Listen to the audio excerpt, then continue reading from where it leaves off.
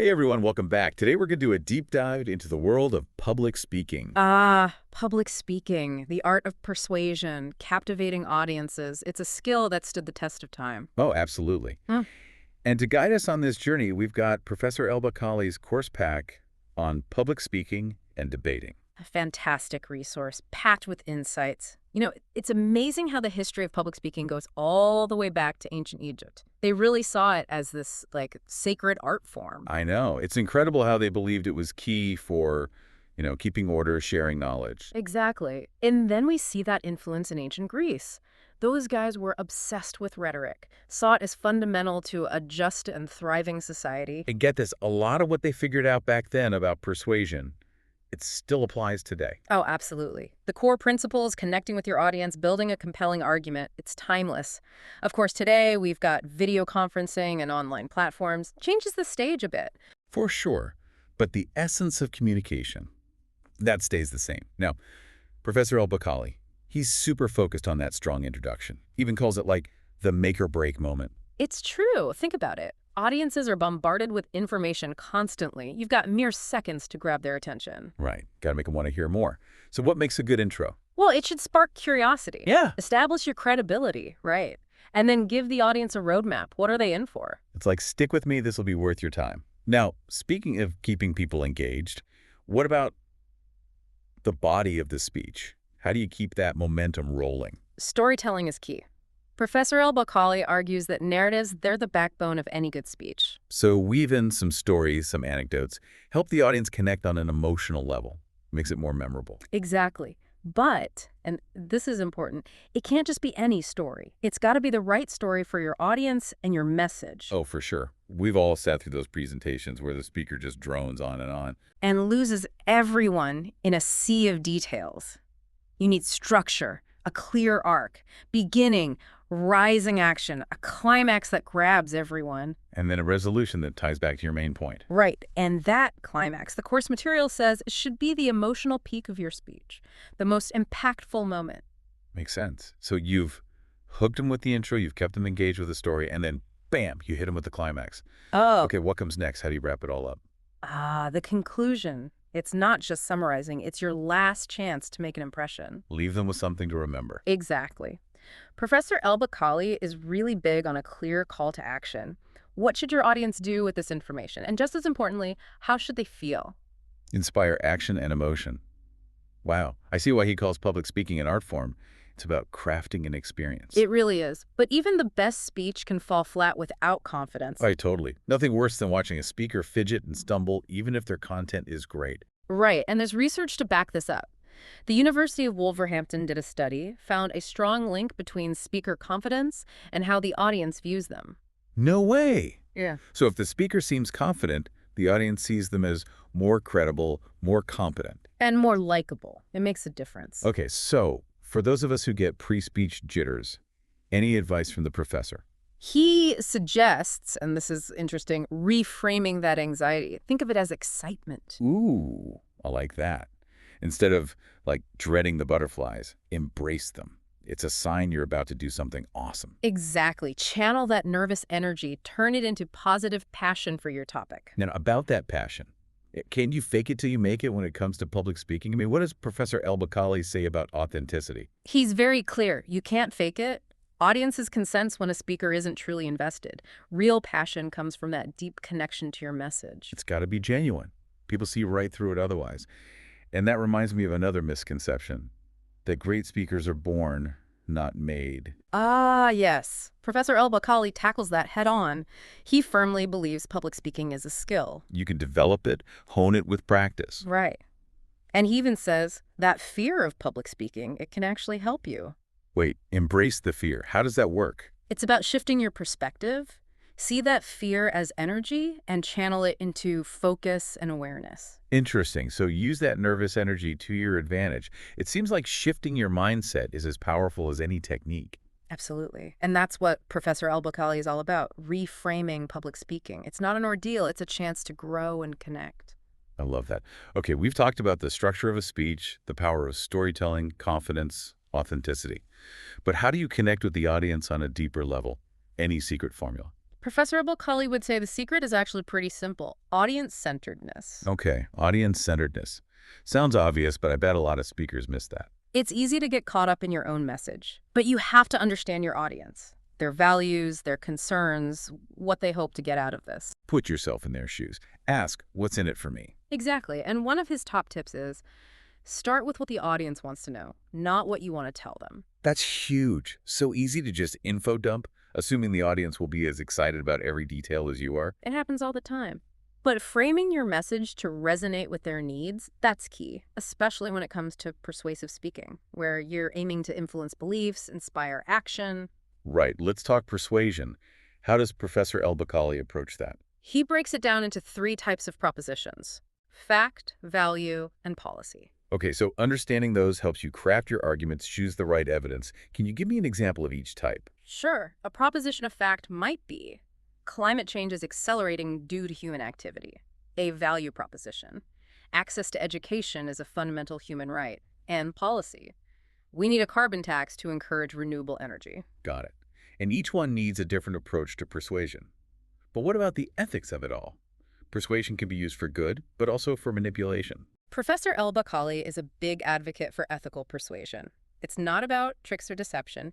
It's about a strong case built on logic, evidence, and a genuine desire to connect. So, when hearts and minds, not just arguments, make sense, but in a world full of misinformation, where logical fallacies are used to sway opinions, how do you navigate that? That's where the focus on debate comes in. Professor El-Bakkali really dives into the world of logical fallacies. Oh, I know those all too well. Ad hominem attacks, slippery slopes, appeals to authority. They're everywhere. And being able to spot them, that's crucial, both as a speaker who wants to build sound arguments and as a listener, so you don't get misled. So it's like having this mental toolkit. You can analyze arguments and see if they hold up. But before we get into debate, I'm curious about the historical context. Does Professor El-Bakkali talk about the evolution of public speaking? Oh, absolutely. He traces it all the way back, from ancient Greece to the development of the canons of rhetoric. Canons of rhetoric. Sounds intense. What are those? Think of it as a framework for crafting and delivering great speeches. Covers everything from coming up with ideas to using your voice and body language effectively. Wow, so these ancient concepts, they still apply to how we communicate today. It's amazing, right? Those core principles endure. Technology has changed the game, sure, but the foundation remains essential. I'm seeing how understanding the history gives us a deeper appreciation for it all. But let's bring it back to the present. Specifically, how technology is reshaping the game. Ah, yes.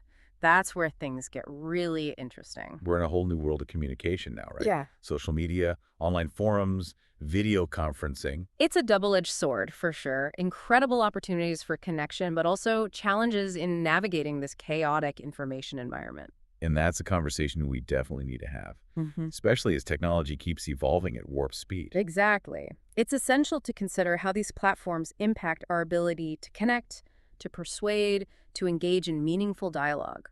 But we'll delve into that fascinating discussion in the next part of our deep dive. All right, so we know technology is shaking things up. But before we go too far down that rabbit hole, let's go back to that cliffhanger.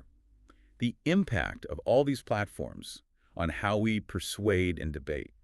Yeah, it's a complicated situation. On the one hand, technology's really democratized communication. Anyone with internet can reach a global audience. You don't need those traditional gatekeepers anymore. It's like everyone's got a megaphone. But, with great power comes great responsibility, or so they say. How do you even cut through the noise online and make sure anyone hears your message?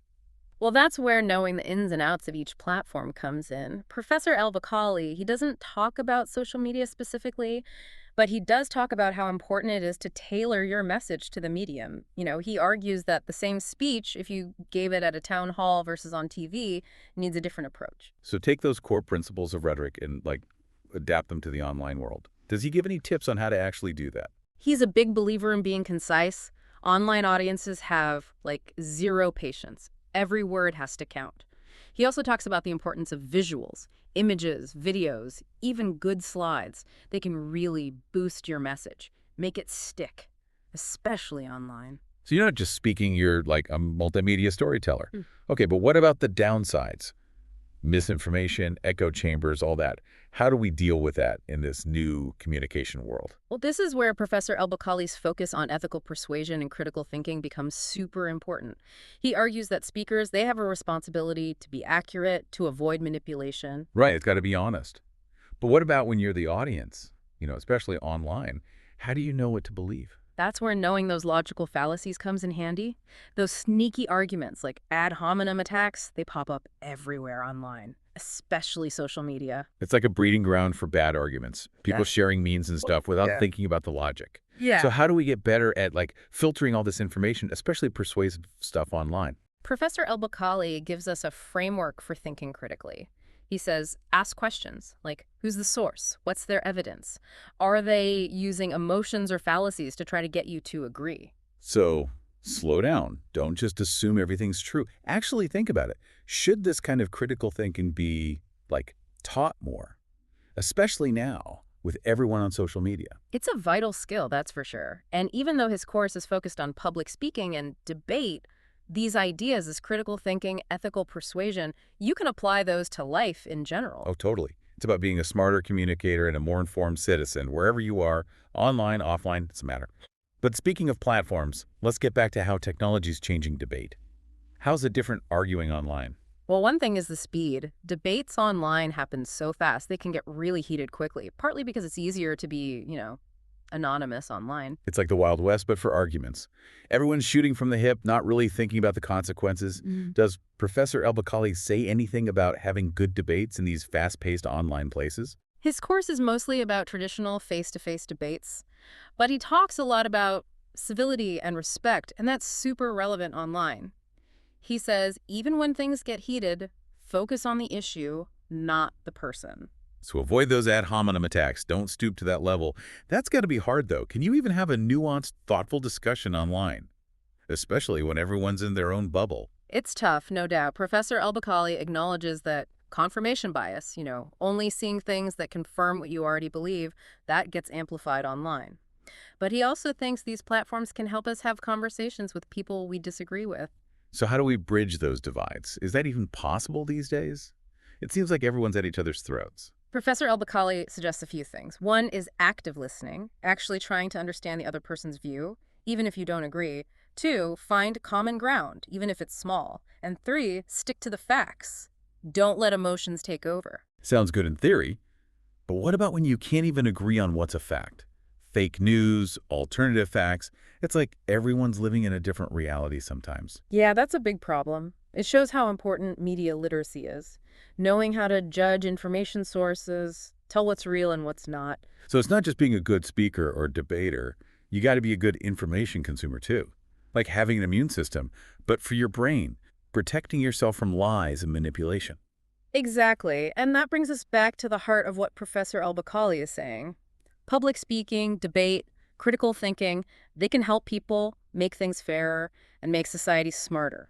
And that message feels more important now than ever, right? We're bombarded with information and persuasive messages all the time.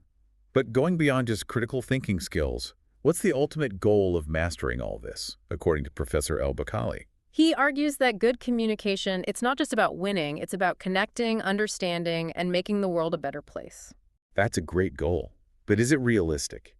How do we bridge that gap between this ideal and, the reality of communication today, especially online? Where do we even start? Maybe the first step is just realizing the power of words.